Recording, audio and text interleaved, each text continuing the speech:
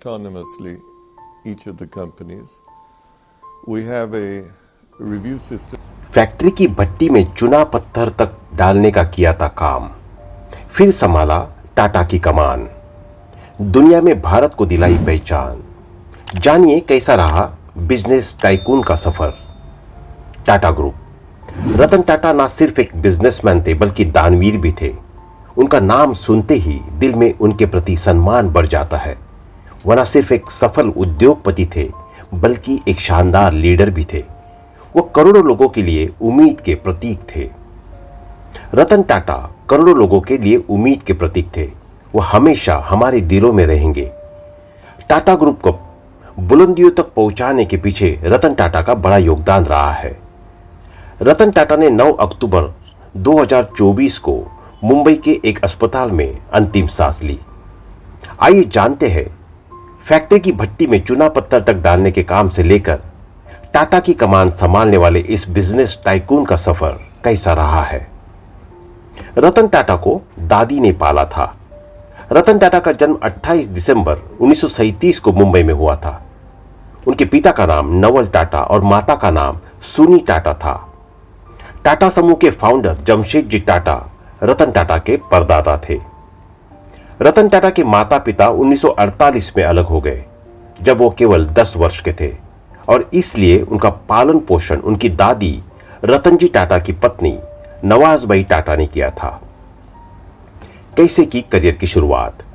रतन टाटा ने 8वीं कक्षा तक कैंपेन स्कूल मुंबई में पढ़ाई की। उसके बाद कैथेड्रल और जॉन कैनन स्कूल मुंबई और बिशप कॉटन स्कूल शिमला में पढ़ाई की। बाद में वो अपनी पढ़ाई पूरी करने के लिए हार्वर्ड बिजनेस स्कूल चले गए।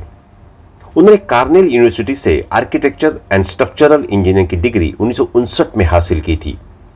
डिग्री लेने के बाद उन्होंने अमेरिका में ही नौकरी करने का मन बना लिया था, लेकिन उनकी दादी की तबीयत खराब होने के बाद उन्हें भारत वापस आना पड़ा।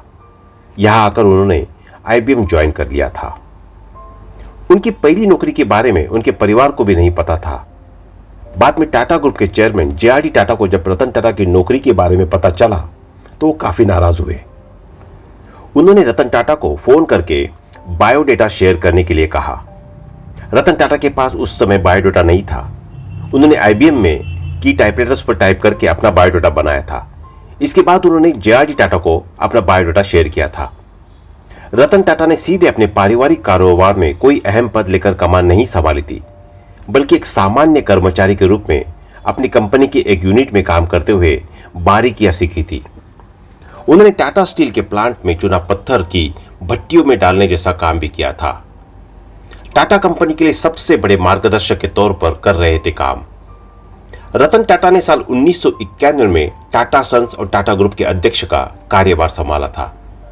इसके बाद 21 वर्षों तक उन्होंने कंपनी का नेतृत्व किया और कंपनी को बुलंदियों तक पहुंचाने में मदद की। रतन टाटा के अध्यक्ष पद पर कार्यरत करते समय ही टाटा ग्रुप ने Tetley tea, Jaguar, land rover और कोरस के टेक ओवर किया था। नमक से लेकर एयर इंडिया तक ग्रुप में रतन टाटा के नेतृत्व में टाटा ग्रुप ने अपने कारोबार का इतना विस्तार किया कि घर की रसोई से लेकर आसमान तक उनकी धमक दिखाई देती है।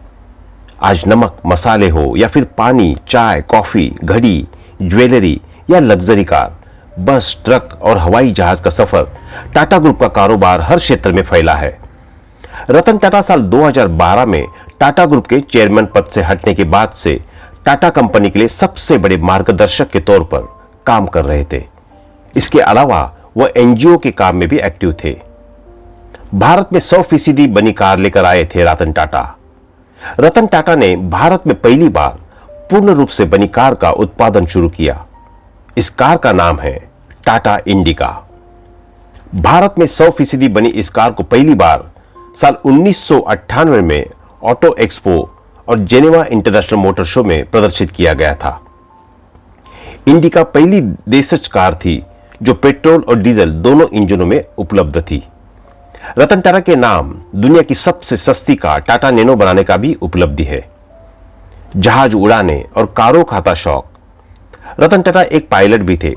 साल 2007 में वो भारत के पहले शख्स बने थे जिसने F-16 फाल्कन उड़ाया था। उन्हें कारों का भी बहुत शौक था। उनके संग्रह में Maserati, Quattroporte, Mercedes Benz S class, Mercedes Benz 500 SL और जगुआर F टाइप जैसी कारें शामिल है। प्यार होने के बाद भी ताउम्र रहे अविवाहित। आपको मालूम हो कि प्यार होने के बाद भी रतन टाटा ताउम्र अविवाहित रहे। दिलचस्प बात यह है कि वो 4 बार शादी करने के करीब आए थे, लेकिन कुछ कारणों से शादी नहीं कर सके। उन्होंने एक बार स्वीकार किया था कि जब वह लॉस एंजलिस में काम कर रहे थे तब एक समय ऐसा आया जब उन्हें प्यार हो गया था, लेकिन 1962 के भारत चीन युद्ध के कारण लड़की के माता पिता उसे भारत भेजने के विरोध में थे, जिसके बाद उन्होंने कभी शादी नहीं की। देश के 2 सर्वोच्च नागरिक पुरस्कार से नवाजे जा चुके हैं।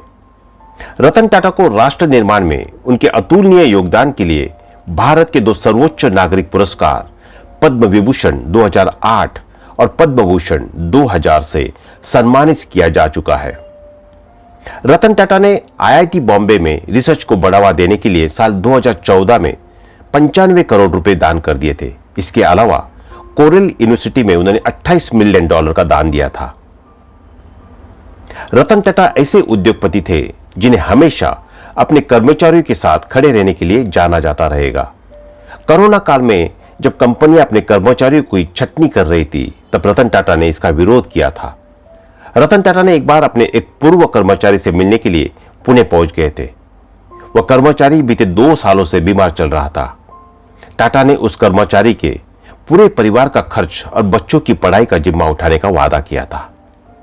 तो दोस्तों, इस महान उद्योगपति को हमेशा याद किया जाएगा।